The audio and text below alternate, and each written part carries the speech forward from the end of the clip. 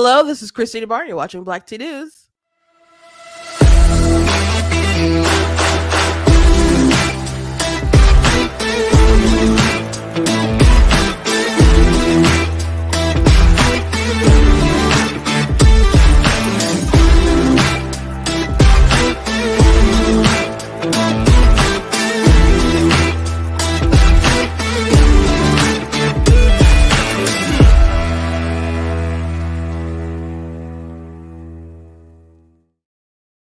Hello. Welcome to Black Tea News. I'm your host, Christina Barr, and I apologize for being a bit late, though sometimes it does happen. But yeah, my if you watched the tail end of yesterday's show, I like hit the wire in my webcam and it got all finicky, and I couldn't get it back working. And I thought sometimes it's just finicky, it's fine, and you just plug in a different port and it's okay. And in this circumstance, it was not the case. So I think it's dead. I think I think I may need to get another webcam, unfortunately, but that's how the cookie crumbles, I suppose. So just want to let you know what was up, what's going on.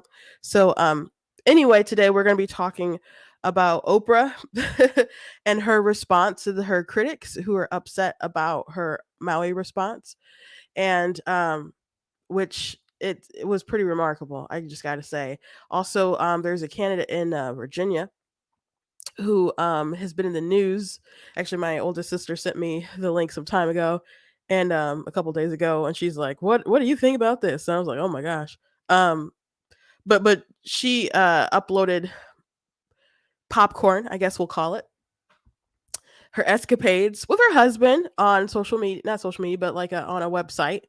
And Washington Post reported on it, and other people start reporting on it. And so she's saying people leaked her stuff. It's not a leak when you put it on the internet, but so I want to talk about that.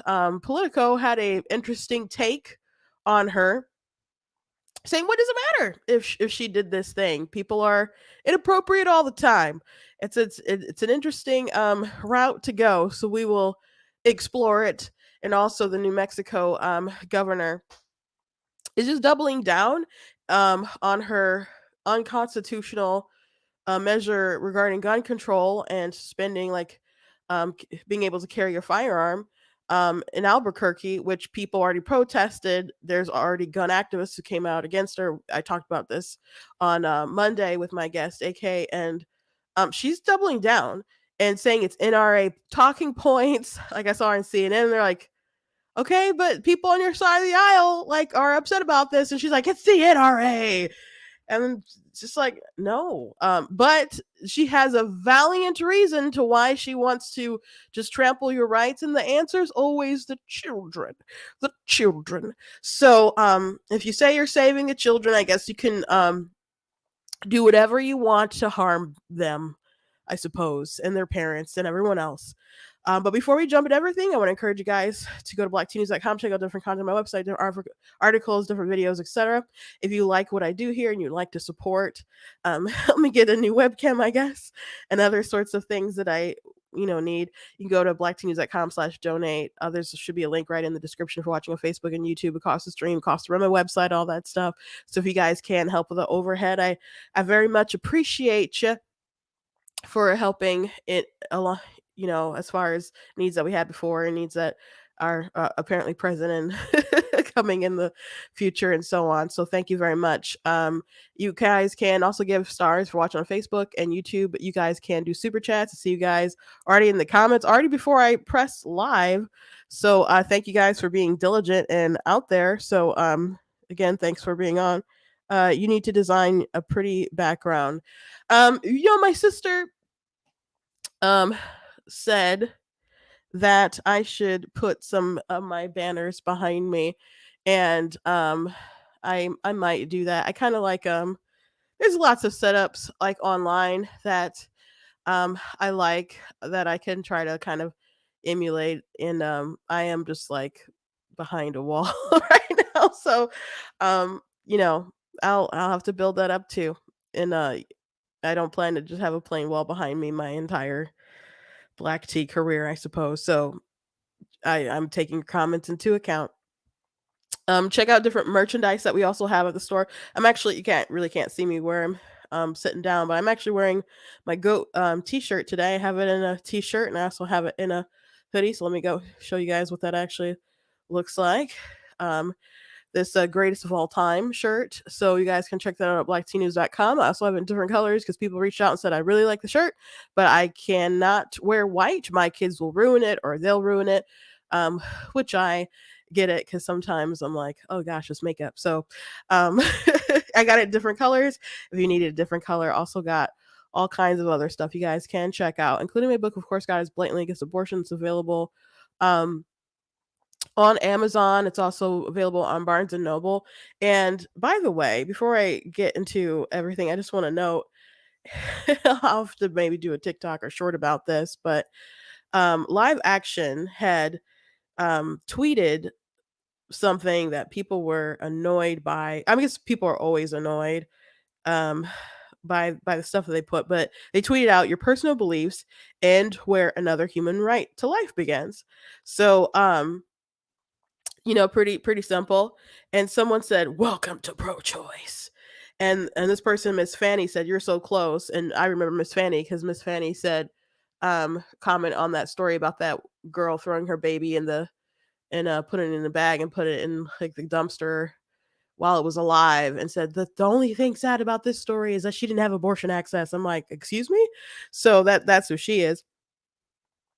And other people said, there's someone classically liberal unicorn. Yes, this is why unborn babies don't have a right to their mother's body. And it seemed like they just skipped over the fact that Live Action said human right to life begins. Because I think they're just thinking about bodily autonomy. Because most people don't have abortions because their life is on the line. Trent Horn had a great line that I've been repeating a lot. So I just want to, if you hear me say it and I don't always credit him, I just want you to know up front that I didn't make this line, but it is a really good line. He said most women don't have abortions to protect life, but to protect their lifestyle.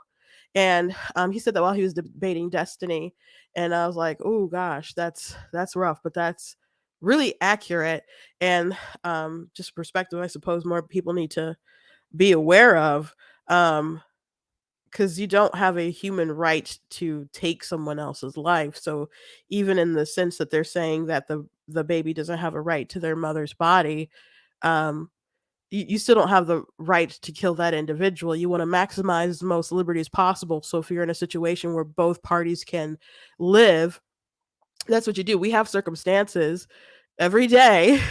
Maybe not you personally every day, but human beings have circumstances where their liberty kind of, or what they feel is their liberty, bumps heads with somebody else's. Like if you don't pay your rent, you get they're like, you gotta, go to court, and if you can't pay it, we're gonna evict you. They don't say, okay, we're gonna come over with an axe and chop you into little pieces and then throw you out. um that's not what they do. They give you some time and you get out, or they have the cops come and the sheriff or whatever, they throw your stuff out on the street or whatever, and you're gone, you're evicted. Or maybe you just abandon your stuff and leave early, whatever.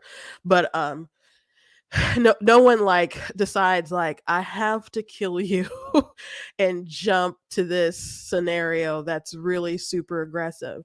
And you may say like, oh, but they don't always dismember people on abortions. They do in enough of them.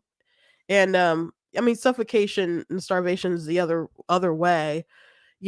People don't just kind of rock you into the abyss. That's just not what happens in these scenarios. Or they'll say like, "Oh, it's just a woman denying her resources." Women don't do that naturally. They get a pill that cuts off those resources and it starves their child to death. That's what the pill does, And then they take another one to expel the body. So it's just not as nice and neat as people would have you believe. But um, man, I don't have a lot of Twitter followers, so part of me is just like, I see the trolls that are on Live Action and Secular Pro Life and other places, and I'm like, the quality of these trolls are just annoying.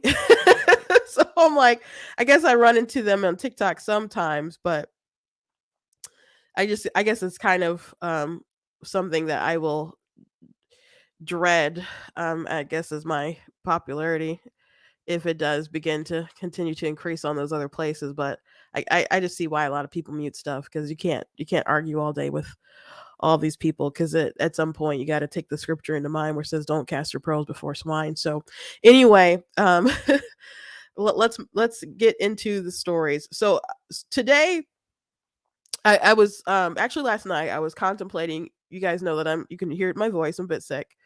And last night I was contemplating just not doing a show, because I'm like, I don't want snot running down my nose and all that stuff, and just like, dealing with that and my itchy throat. And it was sore this morning when I woke up. It doesn't really hurt right now. I did take some medicine and some vitamins and stuff. But when I was taking my sister to work, she said, "Did you see Oprah? Did you see Oprah responded to the Maui situation?" And so she said she woke up to her timeline being angry Oprah posts. So I'm like, man, that sounds like a hot story. So I watched the video, and we talked a bit. Well, I didn't. I don't know if I watched it before I dropped her off, but maybe I did. But she said, seeing that video, she's like, "Oh, I think I did watch before I dropped her off." But she said Oprah clearly does her own PR. She must do her own PR, because someone else would have been like, "Ma'am, this is the wrong route to go." But I guess when you get that much money, and there's not a lot of people who have Oprah kind of money, but when you reach that level, maybe it's just like, screw you, screw you, screw. I don't care what your feelings are. I don't care how I come off. The world is my reality, mine to like, it's like you have an infinity gauntlet pretty much. And like, oh, you're spewing fire, I'm gonna make it into some bubbles here, go buy my bubbles on Amazon. So um I just have to show you and walk through it. So I'm not gonna play the original video, but we did talk about it at the time when it came out. So she and The Rock decided to create a fund, the People Maui Fund, or the Maui People Fund, or something like that.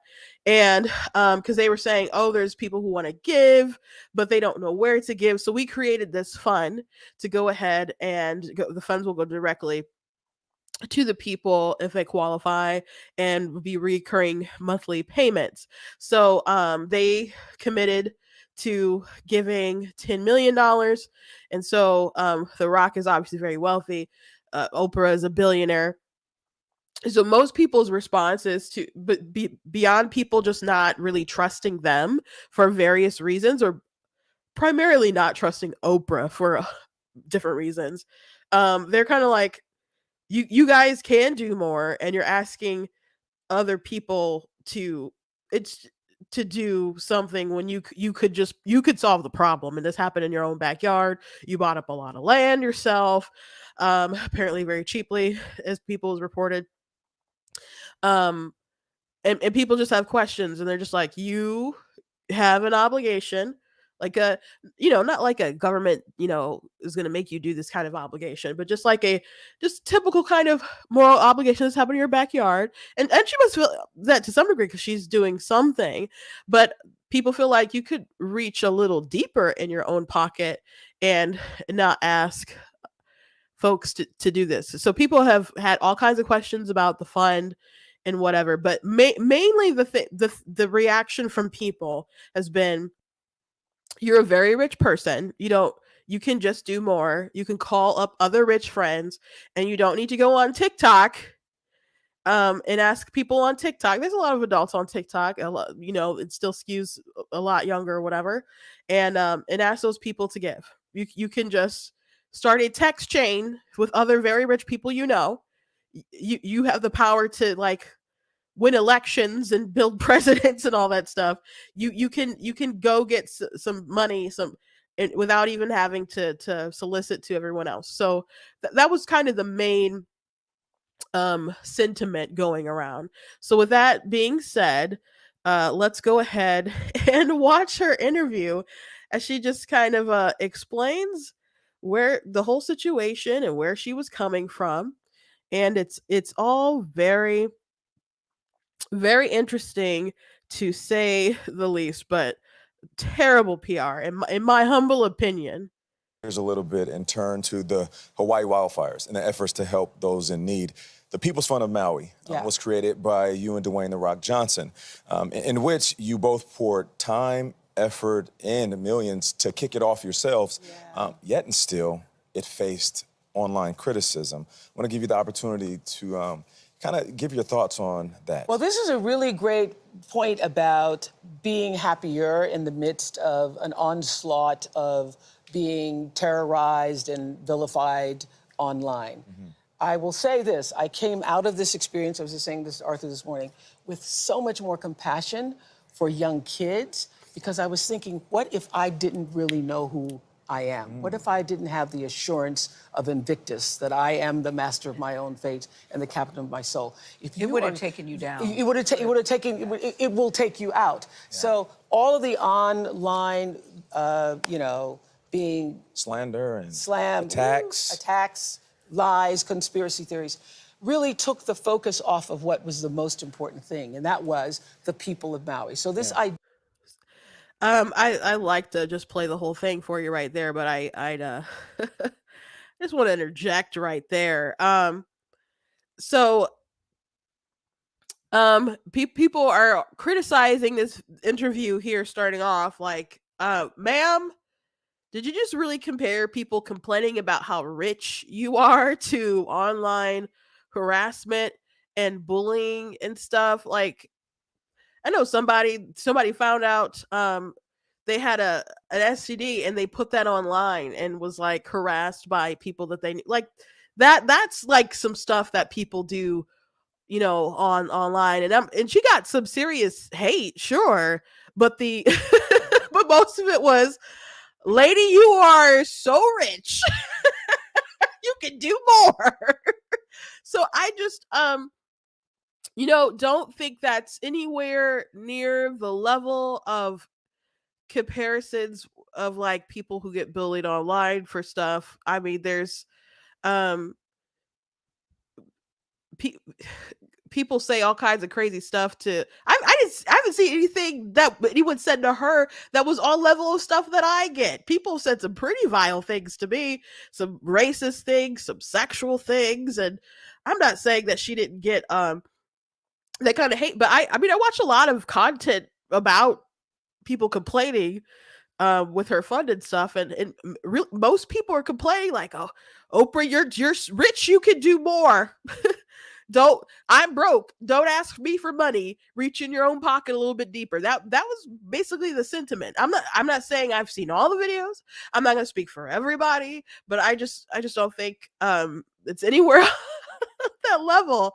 And she's just a legend in her own mind, I guess. And then I love how she started off like, I'm so glad that I'm this strong, and now we can really pull the focus back to these kids. And I'm like, well, you could have just started with that as opposed to like that little pat on the back, especially since she hasn't mentioned it yet, but she's gonna mention her book. So I don't know, way to keep the focus on the kids there, Oprah. Let's keep watching. Idea came about because, as you know, when you were there, Tony, I was on the ground talking to lots of people, trying to figure out how do I best help. And in the beginning, it was just, material things, dropping off generators and towels. And then I started talking to people. People really wanted their own agency.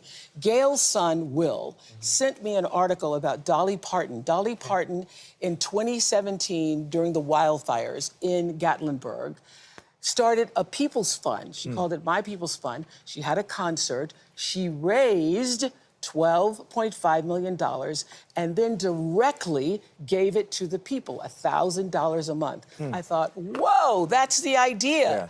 So getting the money into the hands of the people. Directly into the hands of the people. Right so now. To set up the infrastructure for that, The Rock and his team and my team, we were literally on I don't know how many Zooms to set up the infrastructure for the very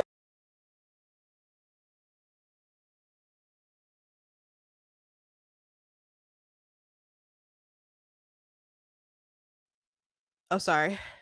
I thought I had muted my mic before, but to me, listening to the story, like I'm on the ground, I'm giving them towels, and they're telling me that they need some agency, and I'm just thinking, there's got to be something that I can do, and I'm like, ma'am, reach in your pocket and just give them a couple $100 bills, like,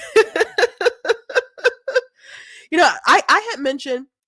I mean, I think it's very nice setting up the fund if it's directly if it's doing the things that they're saying that it's doing. I think it's good. I think when people don't have to help each other. They have no. I think there's a moral obligation to do it, but people don't have to do it. You're not entitled to someone else's labor, someone else's time, someone else's charity. You're not, but it's a good thing to do. So yeah, it's a good thing setting up with the fun and everything. Um, but I had said, like, people don't trust a lot of those funds in those situations, and they could just set up a website where people have their cash apps and their Venmos, and people give directly to people, could say what they need, and people could have pictures of their kids and whatnot, and people would be like, oh, I want to send this person $100. I want to send this person $50. I don't have much, but I'm going to send them $25. They don't want, to send it to a fund where they're concerned that someone is going to get, a little bit of money scraped off from the top from here and there. So those are real concerns from people. And then it's how much did you spend to make the infrastructure for all this stuff, etc. So um, when you could, there's easier ways to do it for people directly getting those funds. And I mean, I guess you could argue it's a good thing that it's controlled so people don't blow it in one place. But if it's but what if they need a larger amounts than what you're willing to give to the person, because you're spreading it out over a certain amount of time. So again, it's fine that she wanted to do that, her and The Rock, and but again, most people are like, ma'am, you could do more, because a couple hundred to maybe like you and I are, we'd miss that money more than Oprah would miss, like, it if she, assuming her and The Rock split the 10 million, um how they would miss 5 million. So let's continue watching this. Verification process to be able to drop money into people's accounts. And we thought, because both of us have given to charities our whole life, I've been giving to charity since my first paycheck, Yes. a tither. And still do that. And Yes, still yes, do that. yes. Okay. So we thought starting the fund with $10 million would be a great idea, because any of us who've ever been to any benefit, you go to a benefit and somebody gives $10 million, that's called a good night. Yes. Right. So we thought $10 million will start off the fund, we'll do what Dolly did, get other people to give money, and then we'll put it directly into the people's bank accounts. So people are are noting that particular line, like, when you go to these these charity balls, these events, and if you drop $10 million, that's a good night.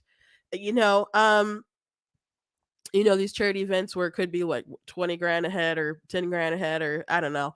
um no, a lot of people are like, no, Oprah, we don't know what that's like because we're broke. Like, we're poor.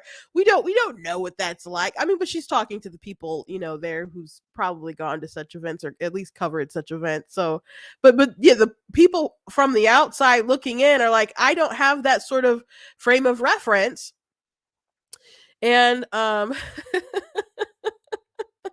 just toss around $10 million, and all the the seagulls just come flocking.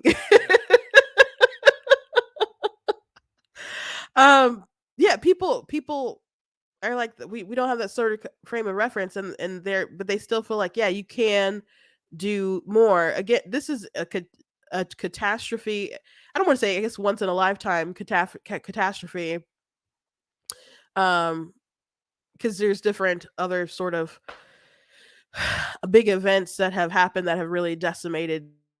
This is the Maui fires is awful, awful, awful, awful. And again, it happened in her own backyard. And I made the point, like, if it happened in your own backyard, there's a point where I said she's no spring chicken, and when you accumulate that much wealth, and not all of it is cash, it's in different investments and stuff. So we don't know how much she has cash. Well, I don't know how much she has cash. Um, but at some point, it's like, what is it all for? And if you can do a little bit more, then then do some more, because this is a problem. This is a person who literally could solve people's problems. She doesn't need to ask you to help. She really doesn't. It I think it's good, even if people ask, who have money, ask you to give. And I think even if you don't have a lot, it's still good to give to charity and other things. My dad grew up in a church in Detroit. They knew that their pastor had money, but they still gave, because they felt that was something that they're supposed to do as far as their Christian walk, and also it's something the church needed, etc. But I did find it interesting she brought up the tithe in the church, and churches are, considered charities, because that's, I mean, that's one of the reasons why they're tax exempt, or most, a lot of them accept tax exempt status, and they do different things, outreach in the communities they may, or mission work, or whatever. But that's just something that you're supposed to do. And I guess people have been debating that in the church world as of recent, but I've been raised and taught that. Oprah has obviously been raised and taught that. So other church people are kind of like, that's, good that you're a tithe payer, and it's technically going to a charity, but that's not the same level as, giving to a disaster relief fund so much. I don't think so. Not that the churches don't do those sorts of things, but I I just I don't think it's the same. I don't think it's the same, in my opinion. You guys can disagree. Was so excited. I was so excited about it. It's still a good idea. And then I got up You the next still morning. should be. Yeah. I was so excited. I got up the next morning and I saw all of this vitriol, and I was like, whoa, what happened here? So this is what I want to say. I want to say that, I think in the beginning, so many people were calling, asking, where do we give our money to? So I thought, I'm going to give people a place to create give. We're going to create something. And I still think it's a really strong idea. Yeah. Dolly Parton was right. Putting money directly into the hands of the people is a significant thing. And the model that's been created, I will say that as of today, 2,200 people have been cleared and verified.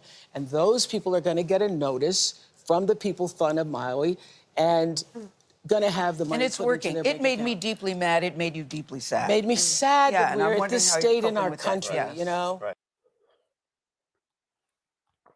Oh, it made you deeply mad, huh? I've seen these people harass other folks for no reason, man. As a matter of fact, was it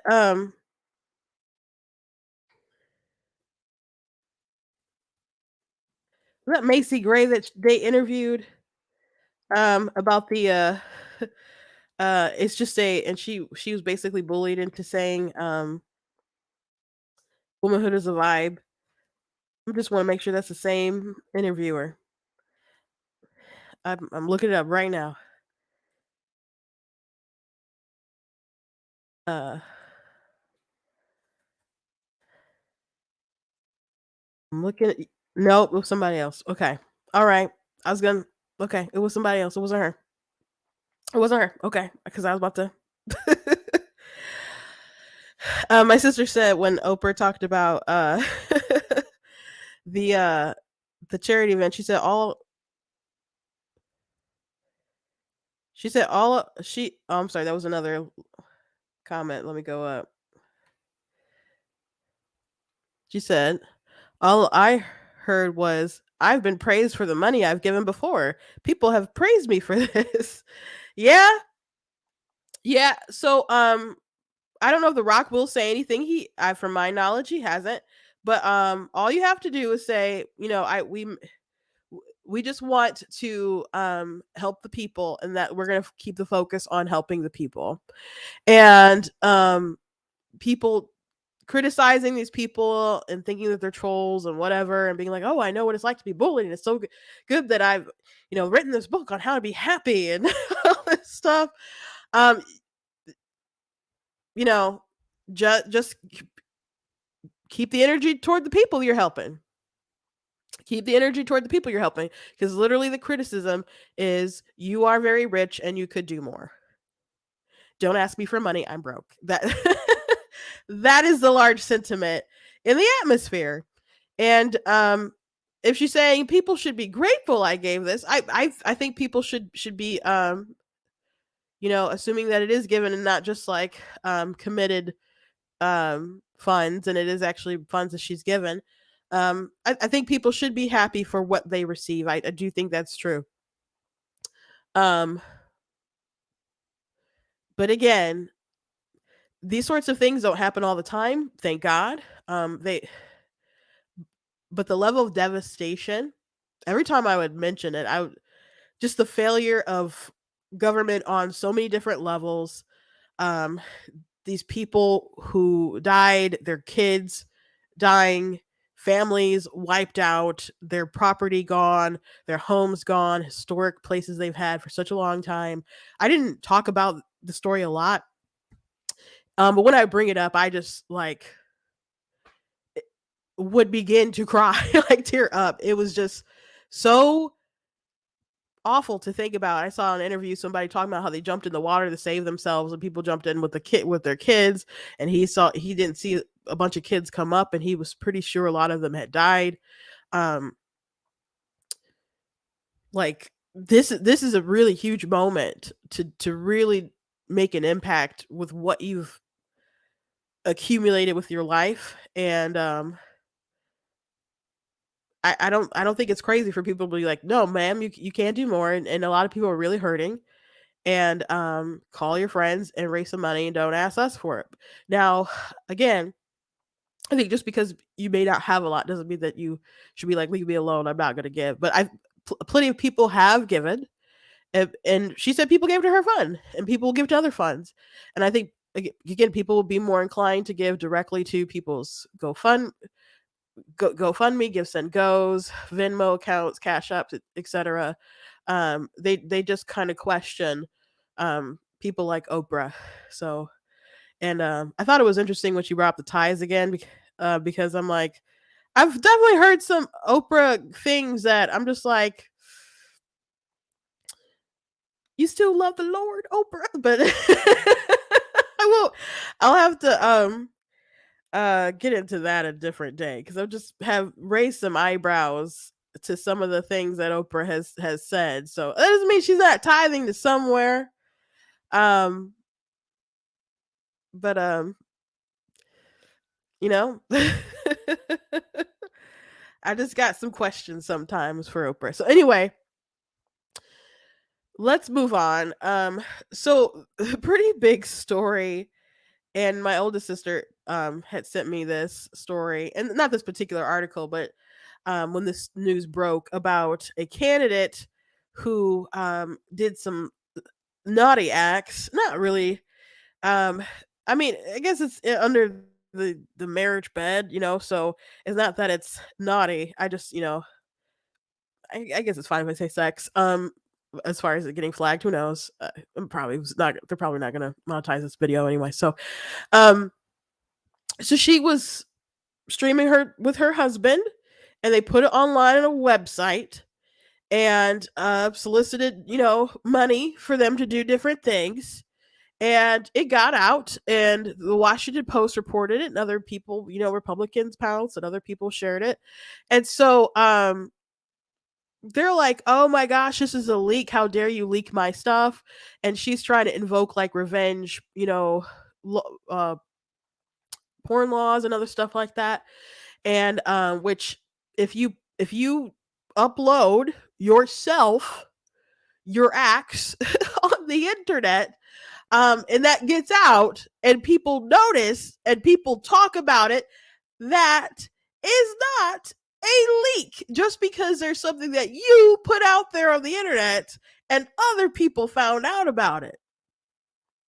those are things that you really want to consider when you're thinking about running for office, because you have to do kind of like oppo on yourself and think about what things will my critics use against me in a race, because I promise you people do oppo research on you, so you have to kind of try to get ahead of things. When I ran the campaign for my oldest sister, when she ran for chair of the Michigan Republican Party back in 2019, we knew certain things that were inevitably going to come up as she ran for that position. So we tried to prepare. We knew how we were going to push back on certain things, on certain narratives and talking points, and when we were going to shoot a video, and when we were going to have this out, and who we were going to talk to. And so much to the point where if they went a particular route, they would be walking into a trap. And they were, and they did. And then the more they attack, the more they just look like fools, really. So you have to know how you're going to combat that stuff. So um for them to go the leak route, and by the way, there were some media heads parroting that. If you did parrot that, you're not a very serious journalist, because obviously it was not a leak. They put it out there. But there's a column in Politico, column Fourth Estate, um, where they said, "So what if a candidate live streams sex acts with her husband?" So it's a bold move, Cotton. Let's see if that pays off. So I'm gonna go ahead and I don't want to read the whole thing, but tell you the gist of it. Oh, geez.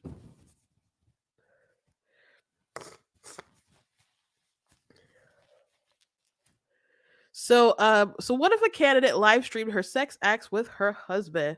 Politicians have always pushed society's sexual boundaries. The next taboo is bound to fall soon.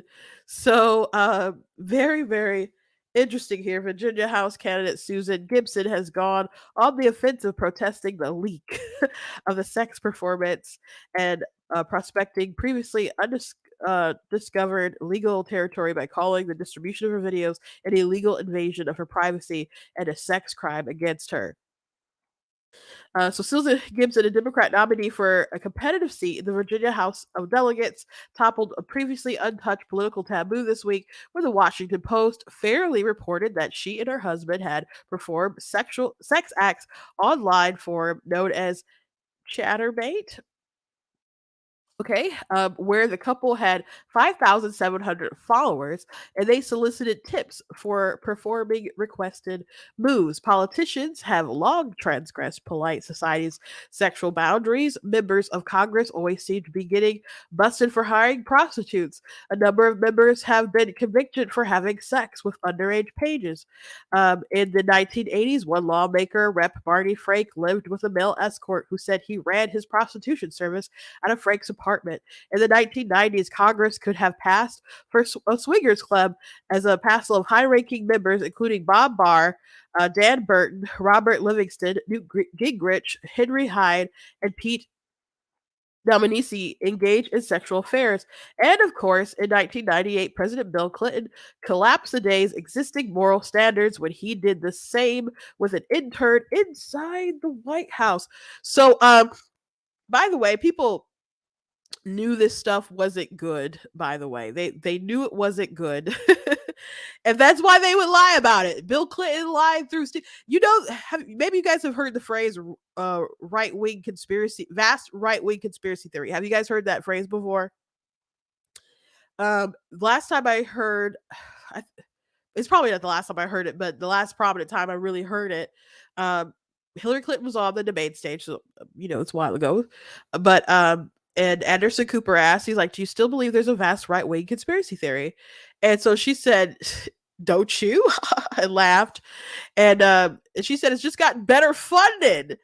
And the funny thing about the vast right wing conspiracy theory is that something that people made up in the Bill Clinton era, because they were talking about him schnipping people, interns and all kinds of crazy sexcapades and stuff. So it's funny that they named it the vast right-wing conspiracy theory, because it wasn't a conspiracy theory. It was something that was true that they were covering up, and they knew they were covering up, so they just had to say it was crazy. People were crazy making up stuff about Bill Clinton, but it was true the whole time. So people know that people are uncomfortable with their leaders doing those sort of things, and as people push for like family values and other stuff, they it being able to forgive someone for an indiscretion is one thing, which some people are like, nah, that's not cool. I'm never like, if you commit adultery, my mom was looking at you sideways eternally. Eternally. I remember when Rudy Giuliani was seriously running for president, and my mom was just like, never, you know, and you know, and if you're gonna ask, like, did she vote for Trump? Not because she loved to do it, but I wonder if she voted for him in a primary. I don't know. Yeah, we don't like these things. We may forgive someone that we like for doing having some kind of indiscretion, but full on uploading sexual stuff online, that's a bit much, bro. That's a bit much. So believing that we're gonna break this taboo right now, or that's what they're advocating for, I don't know about that, but let me go ahead and go back to the article, and I'll continue commentating. Taboo busting among politicians extended into the 2000s for a couple of examples. A married Donald Trump allegedly had sex with a porn star and Playboy Playmate of the Year, and money was exchanged to hush the stories. One-time Rep Anthony Weiner was jailed and placed on the sex offender list for sending sexually explicit texts and images to a minor, and yeah, that did happen. Obviously, that was disgusting. Weeder had previously earned national notoriety for sending pictures of his junk to women, but still ran for mayor of New York even after he resigned from Congress. Yes, these people are very uh kind of degenerates and awful, and hoping that people will just kind of get over that stuff. I'm not convinced that Andrew Cuomo won't try to. There's still people who love Andrew Cuomo, want him to come back and make a comeback and all that stuff. You know, I think one of the reasons why Lee Zeldin was competitive, or seemed a bit competitive in New York, was because you had factions that were split up, who still liked Cuomo, you know. So I don't think he's totally like, even though he resigned in disgrace over, you know, sexual, you know, allegations, which they sounded pretty legit to me. That doesn't mean that they think that they're done. Andrew Gillum, who ran against uh, uh, Ron DeSantis in 2018, who nearly won. It was a close race, and Ron DeSantis just wasn't, you know, his campaign wasn't great. But you know, and Gillum, you know, smooth talker, but he was corrupt, and you know, and tried to play the race card a bit. So he ended up losing, thank God, and because I think at the end of the day, the policies one, and you know, if you're in Florida, you probably, you know, like school choice and want to keep promoting that, and don't want higher taxes, so you're going to vote for the Republican who's going to keep your state, you know, running the way that you want to, and not make that big change. So you know, eventually he was found out to be a drug user, had to, I think he went to rehab, but he had like a naked man with him, was found in his in a hotel with him and stuff. So he came out with his wife, was like, "Oh, I'm bisexual," and we're like, "Really? That's news to us." Breaking news, sir. You know, I just thought you were I don't know, making a fashion statement when you stuck your stuff in someone else's stuff. So okay. But you know, they try to make it a big thing, like, I'm actually, you know, I'm part of this community, I'm this, and like Kevin Spacey, he like tweeted out like, what's their allegations, like, I'm a homosexual man, and just kind of was like, okay, are we gonna talk about what has happened though, sir? Like, you're just gonna try to jump on the alphabet mafia and hope that they just shield you? Okay. um so Gillum hasn't like ruled out that he's like done. Um, and so a lot of these people do think they can make some kind of comeback, but the greater question is society going to just be like, okay, let's do that, or can we find some other candidates that will be morally better, you know? Um, let's keep reading and so on. But never before Gibson's case has a politician hot video action spread on the internet. While the post story might seem to spell the nurse uh, practitioner's political ruin, we shouldn't be so hasty to write her off. Today, people's lives are more and more online. New generations of politicians have grown up in a world where it's commonplace to record their every move and misadventure, so we can expect to see more of this in the coming years. Some politicians don't try to tough it out. Former Rep. Katie Hill resigned from Congress a few years ago after nude pictures of her were released amid a messy divorce and allegations of inappropriate relations with her aides. Yeah, she did have inappropriate relations with her aides. So, yeah, she darn well should have resigned, at least for that. But she did like try to make herself a martyr. She didn't just go away quietly. But rather than sulking away in shame and dropping out of the race, Gibson has gone on the offensive, protesting the leak of her sex performance and prospecting previously undiscovered legal territory by calling the distribution of the videos an illegal invasion of her privacy and a sex crime against her. When Gibson and her lawyer lack in legal acumen, they make up for in Moxie. When you live stream sex acts on a site where you have 5,700 followers and it doesn't require a password, and you convince a judge and jury that your expectations of privacy have been violated, you absolutely cannot. Likewise, her lawyer's idea that it violates Virginia's revenge porn law is a stretch. The live streams of her having sex with her husband were made with her consent for an established audience. The fact that somebody recorded her performances that she has already shared with her Chatterbait audience, and that somebody then shared them with a Republican who then shared them with the Post, hardly qualifies as harassment. Maybe copyright laws were violated here, but revenge porn, nah. What may be more likely is she and her team are trying to fill the air with legal chaff that will help her keep the campaign alive. So, oh gosh, I'm so sorry. Like I said, I am sick, but um, I think there's a you know truth to that. Um, that she wants to keep her campaign alive, and but maybe she is just throwing stuff at the wall to see where it sticks and stuff. Um, but it's not. It's obviously not a leak. You uploaded it, and if you're gonna go this route, and that eventually this article is gonna get into, which is like a one level and spare me the reflexive scolding. What's so appalling about what Gibson streamed? For one thing, as the post notes, there's nothing illegal about Gibson's online adventure. It's not even extramarital. She did with her husband. Granted, her performances prove that she and her husband are exhibitionists of the highest order, but we accommodate the exhibitionists all of the time with clucking our tongues.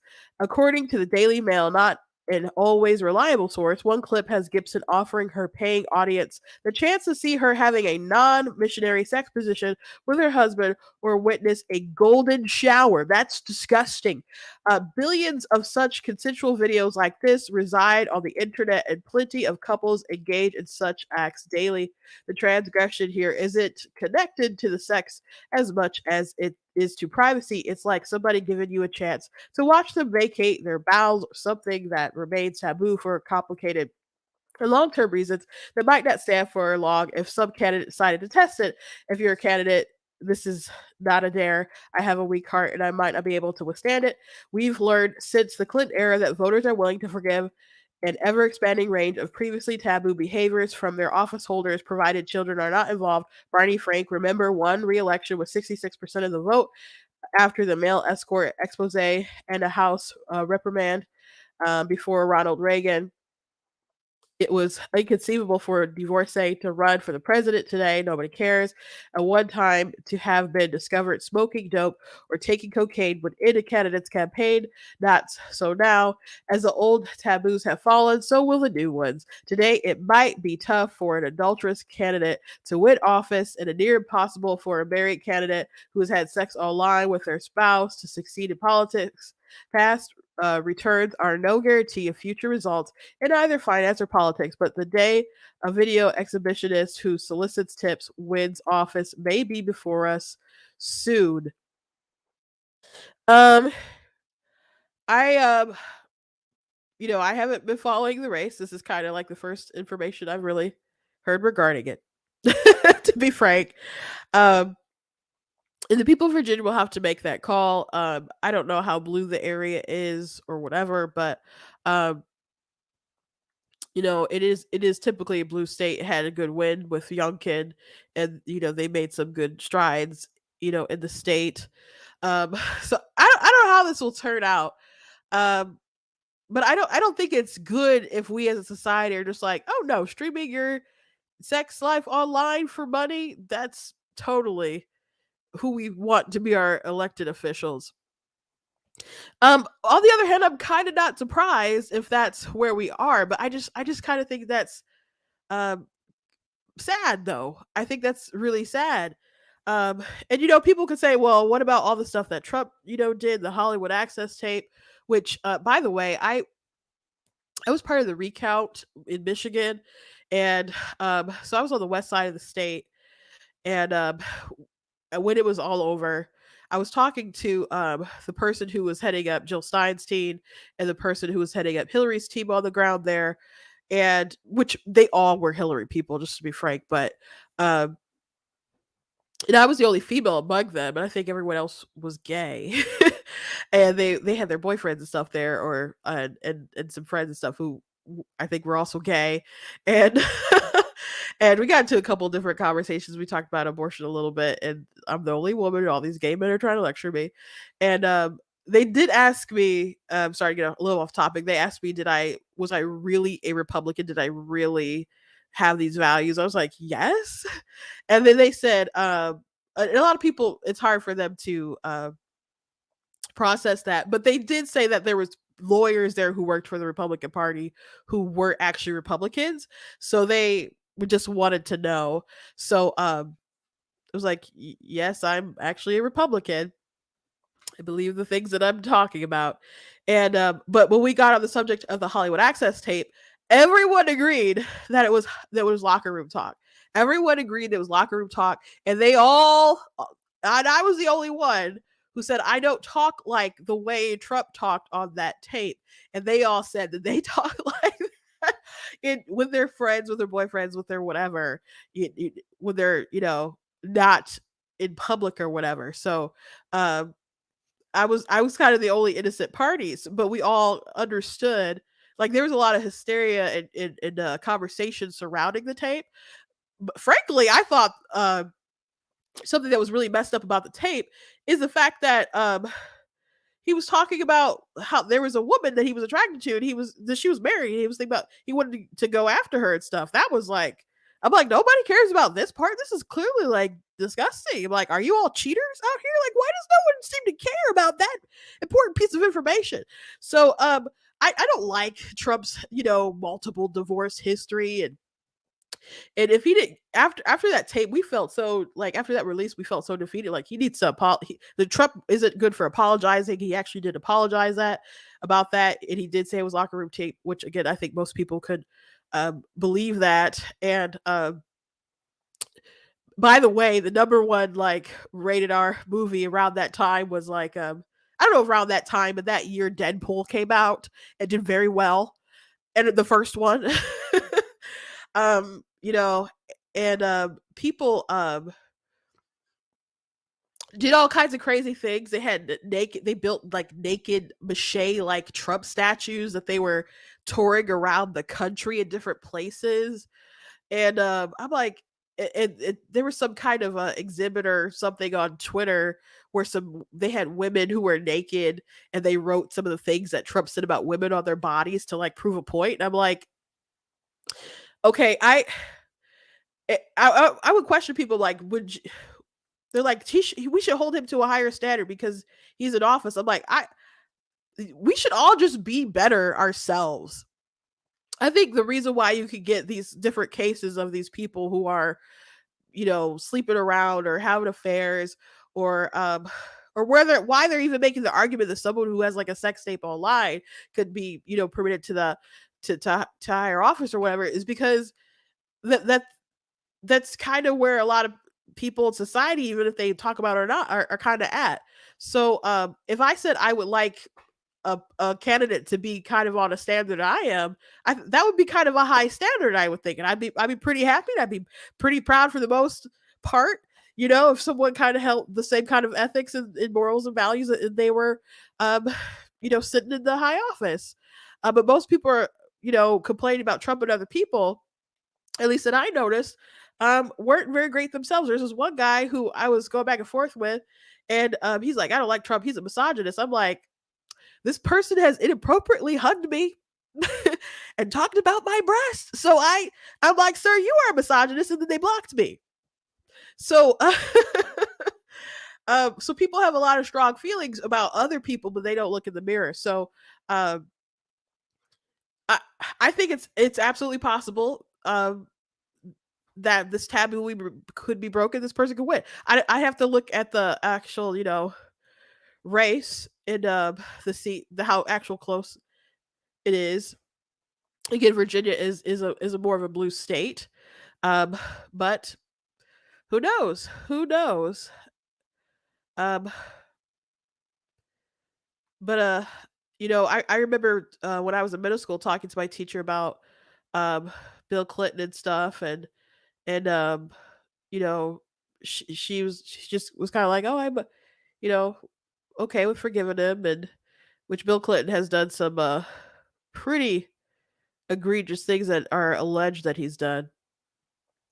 And he's a creep, continues to be a creep, and the Democrats still keep him at arm's length. I could not believe that after like a lot of stuff came out about Epstein's Island, and there was photographs of with him with an alleged, not so alleged, Epstein slave or whatever, or um worker, I guess we'll say.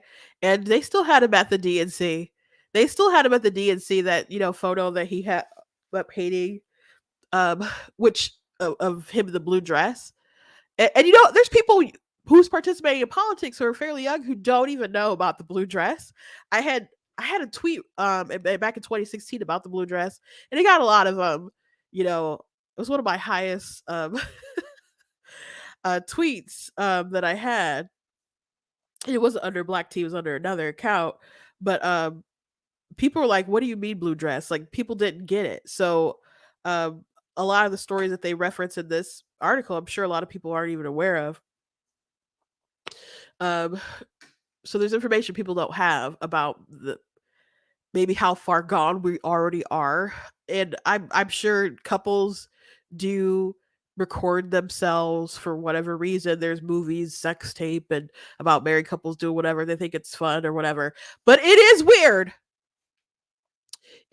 to upload it to followers and fans and to get likes and money and other stuff from that.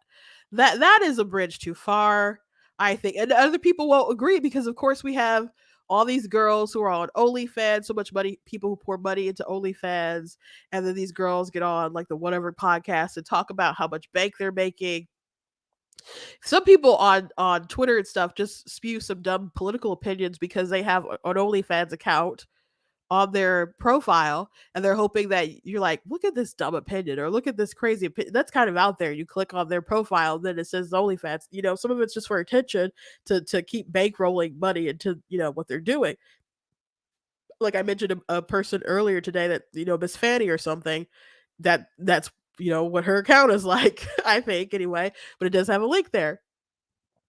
But more people are getting comfortable with this idea. We know that these websites with where they upload sexual content takes up a lot of bandwidth, a lot of data, um, makes a lot of money.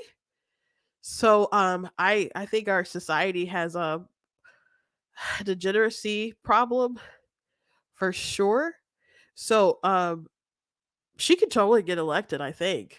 But that would just be a greater reflection of where we are. Not so much that taboos are meant to be broken, but again, it's just a reflection of where we're at as a society. Now, I would like to think that we could get better candidates, and candidates will uphold a higher moral standard and challenge other people to be better and stuff. Donald Trump divorced 3 times, and the Stormy Daniels, like, that is not my ideal situation, guys. It's not. I like a lot of his policies, but I would like ideally, I think we like someone a bit more total package than that. And I just I don't know, pray that a lot of these people find some kind of revelation that um all this stuff isn't good for themselves and nor good for society. So, married couple, you go ahead and enjoy each other. God made sex for you to go ahead and enjoy it. But that's something you put online for some cash and then expect that you go to run for office. Okay, last thing I want to mention before I let you guys go. My nose is like ultimate ultimate kind of stuffed right now. I'm sorry if that's TMI, but the governor of New Mexico is just really doubling down on her not allowing people to carry firearms, and she's blaming the NRA for their talking points. Whatever, so many people, including Democrats, um, in her own state, in levels of authority, are saying that she doesn't have the power to just be like, "Hey, you can't carry your guns in Albuquerque for 30 days." And I talked about this yesterday with AK. I'm going to upload that portion of our conversation later tonight. But if you haven't watched it, but he thinks the fact that that she thinks it's just 30 days and they can just keep finding reasons to extend it. Like, maybe that's her logic, because in Michigan and other places during the pandemic, they'd have emergency powers and they keep extending it. They got to do all kinds of crazy different things. So but this was too much too fast, and it got a lot of backlash from both sides, bipartisan backlash. But she's so focused on trying to say it's the NRA coming after me. We got to think about the kids. If you're not going to stand up for these kids and really test as hard as you can, getting fewer guns and dealing with gun violence in a meaningful way, then you're basically saying that you won't be responsible to protect the citizens of the state. Well, I will, and I will do everything in my power to turn the tide and to make sure every New Mexican, particularly children, are safe. Yeah, so um it once you say that it's about the kids and saving the kids, you give yourself a lot of power in your own mind, and she should know that she doesn't have the power. She even said in another video that even her oath to uphold the Constitution isn't absolute, because she's like, well, what about these kids that are dying? What about their rights? Their right to not be killed? Yes, they have that right, and that's why it's illegal to kill them. It's already against the law. And she's already said, well, we can't lock up all these people. There's too many people to lock up. So what you want to make law abiding citizens criminals to prove a point, to send a message. Um, it's just crazy. But these people who believe that they can just do whatever they want and suspend the Constitution, and talking about federal and state constitution, just for the sake of the kids, they're going to keep pushing it, and they're going to keep going as far as they can. People got to do so many things during the pandemic for overreach, because they were saying not just you have to comply to save you have to save someone else. And if you don't, you're hurting other people, and other people will die. Like, they had this whole guilt thing that was necessary to make people comply and to bully you into compliance. So they had to give people that mentality of, I am a hero, I am virtuous, and I have to strike down people who aren't like me. So that was what was so scary about the pandemic, how people reacted to it, and the group think, and and once you are super virtuous and you're doing everything for all the right reasons in your head, like any villain that you've seen in any movie or read about or seen on TV or whatever, you could justify and start to do anything, because you're fighting global warming, because you're fighting for to save the kids. Like, you want to Thanos snap half the universe because you want those resources to be to everyone who's left. The thing, when I saw Infinity War, I'm like, man, the crazy thing about the Thanos thing is that I'm sure there's a lot of people who are going to agree with him. And I wasn't wrong. There's so many people who say Thanos was right and argue that he could have made more resources, or I think all kinds of different things, or just kind of accepted that you can't fix the universe. And I think there was kind of ethical problems with when they decided to undo the snap and bring everybody back who'd been gone for 5 years. I think that series ended up being a mess at the end, but I'm not going to deep dive into it today. But the point is, you can't just decide to violate people's rights because you convince yourself that you're the hero and everyone else is the villain. So when people question her about stopping all their authority, all their liberties, she's like, I have to do this because I have to save the kids. Now, if I was interviewing her, I'd probably flip it to talk about abortion, because those kids, they're just like, screw them kids. It doesn't matter. It's just woman's choice. Then it doesn't matter. Then those rights don't matter. Even if they're inalienable rights that are affirmed by the Constitution, not given by the Constitution, but they're affirmed. We recognize them in the Constitution, that there should not be infringed upon. But you don't have a constitutional right to kill your child, though. I guess in some states they want to make that the case, because we did change our constitution, but it is still a human rights violation. But they don't care about that. It's only the kids when they're convenient, you know. And then they'll shield the kid, use the kids as a shield, like with the pandemic, when the kids were just basically fine. And we're like, well, we'll mask the kids. We'll make sure that they can't go to school. We'll still go to work, but they can't go to school and see their friends, because we want more money, from the teachers' unions. We want more funds from the government to go into the schools so we can fund it into diversity, equity, and inclusion. You know, we want more money to go in the CARES Act and all kinds of different stuff. We're gonna spend it on, I don't know, ballot harvesting and all kinds of stuff. Do whatever the heck we want with the money. Even though there might be funds that we haven't spent yet, we're gonna do whatever the heck we want with it, and you're gonna agree to it because we're gonna give you $600 or $1,200, whatever the money was. So these people do some really not good things in the name of the children. But anyway, I'm gonna go ahead and let you guys go. Please go to blacktitties.com, check out different content on my website, different articles, different videos, etc. Please check out different merchandise that we have at the store. I got some pro-life stuff that you guys can check out. I got this cool Canada shirt and hoodie that you guys can check out. Black tea mug, of course, you guys can check out as well. And also check out my book, of course, God Has Been Lately Against Abortion. It's available on Amazon. It's available on Barnes and Noble as well. You guys can get it paperback, or you guys can get it in ebook. And there's this account on TikTok. Well, there's this biblical scholar, Dan McCullen, who says some crazy things. He's clearly someone who has a lot of knowledge, but doesn't understand God, I would say.